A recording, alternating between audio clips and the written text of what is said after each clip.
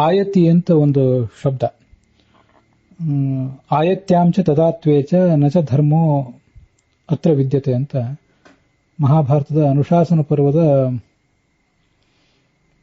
18ನೇ ಅಧ್ಯಾಯದಲ್ಲಿ, ವೈಷ್ಣವ ಪಾಠದ 18ನೇ ಅಧ್ಯಾಯದಲ್ಲಿ 6ನೇ ಶ್ಲೋಕ ಅದು. ಅಧರ್ಮದಿಂದ ಜಯವನ್ನು ಪಡ್ಕೊಳ್ಳೋದು ಸರಿಯಾಗೋದಿಲ್ಲ. ಆಯತ್ಯಾಚ ತದಾತ್ವೇಚ, ಆ ತತ್ಕಾಲದಲ್ಲೇ ಆಗಲಿ ಅಥವಾ ಆಯತ್ಯಾಂ ಆಮೇಲೆ ಆಗಲಿ ಅದರಿಂದ ಪುಣ್ಯ ಪ್ರಾಪ್ತಿ ಆಗೋದಿಲ್ಲ ಅಂತ ಅದರ ತಾತ್ಪರ್ಯ. ತತ್ಕಾಲಸ್ತು ತದಾತ್ವಂ ಸ್ಯಾತ್ ಉತ್ತರ ಕಾಲ ಆಯತಿ ಅಂತ ಅಮರಕೋಶ ಅಲ್ಲಿ ಲಕ್ಷಾಲಂಕಾರದಿಂದ ಉದ್ಧೃತ ಆಗಿದೆ.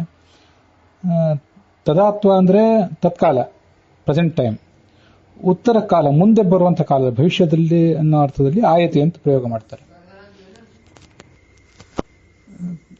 ಕನ್ನಡದಲ್ಲೂ ಕೂಡ ಆಯತಾ ವೇಳೆ ಅಂತ ಕೆಲವು ಕಡೆ ಪ್ರಯೋಗ ಮಾಡ್ತಾರೆ. ಈ ಕಡೆ ಉತ್ತರ ಕರ್ನಾಟಕದಲ್ಲಿ, ದಕ್ಷಿಣ ಕರ್ನಾಟಕದಲ್ಲಿ ಆ ಕಡೆ ಪ್ರಯೋಗ ಮಾಡಿದ್ ನಾನು ಕೇಳಿಲ್ಲ. ಆಯತಾ ವೇಳೆ ಅಂದ್ರೆ ಕೊನೆಯ ಪ್ರಸಂಗ, ಕೊನೆಯ ವೇಳೆಯಲ್ಲಿ, ಅಂತಿಮ ಹಂತದಲ್ಲಿ. ಹೀಗೆ ಆಯತಾ ವೇಳೆಗೆ ಬಂದು ಹೇಳಿಬಿಟ್ರೆ ನಾವೇನು ಮಾಡಬೇಕು ಅಂತ ಕೇಳ್ತಿರ್ತಾರೆ. 11th ಅವರ್ ಅಂತ ಇಂಗ್ಲೀಷ್ನಲ್ಲಿ ಅಂತಾರಲ್ಲ ಹಾಗೆ.